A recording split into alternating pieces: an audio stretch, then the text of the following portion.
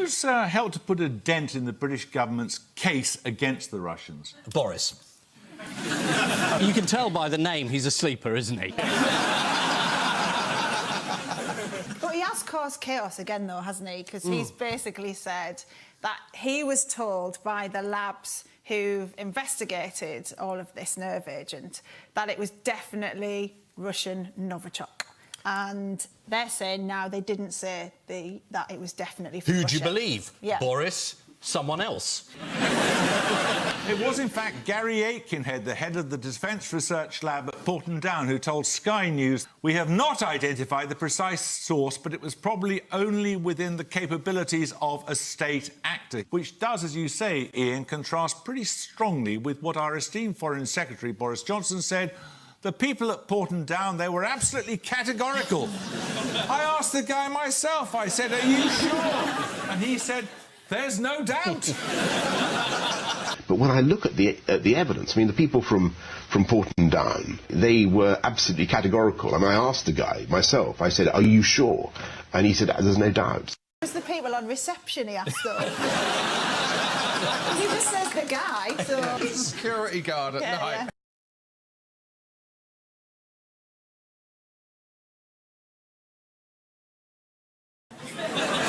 Am I allowed in? No.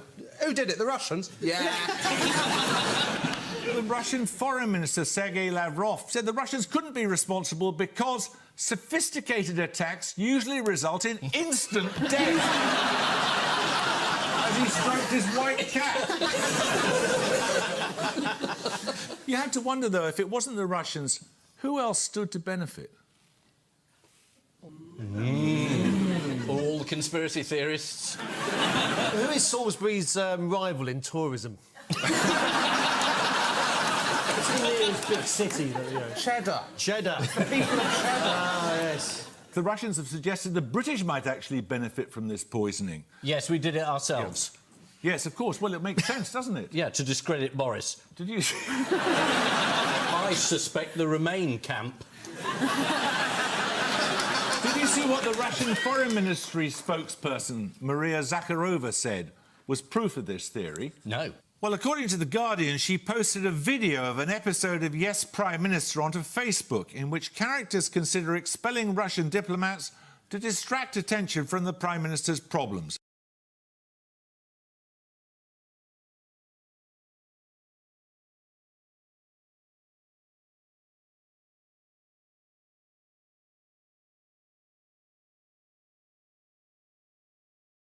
Why don't you expel 76 Soviet diplomats? That has been our practice in the past when we wish to ensure that the press lose interest in something. I can't do that. It'll be a great headline for you. Government cracks down on red spy ring. Very patriotic.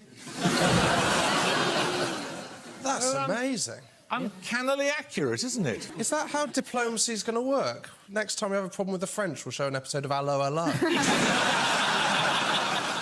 Now... I'm nervously and worriedly going to not stand up for him, but just put the other side of the case, which is that in that German TV interview, it wasn't clear that he was saying it was absolutely categorical that it had come from Russia. He was saying it was absolutely categorical that it was Novichok, which is what the Porton Down guy said. So to that extent, it wasn't actually a slip. You argue that the source of this nerve agent, Novichok, is Russia. How did you manage to find it out so quickly? Does Britain possess samples of this? People from Porton Down, the laboratory. So they have the samples, They yeah? do, and they were absolutely categorical. And I asked the guy myself. I said, "Are you sure?" And he said, "There's no doubt." So we have very little alternative but to take the action that we have taken.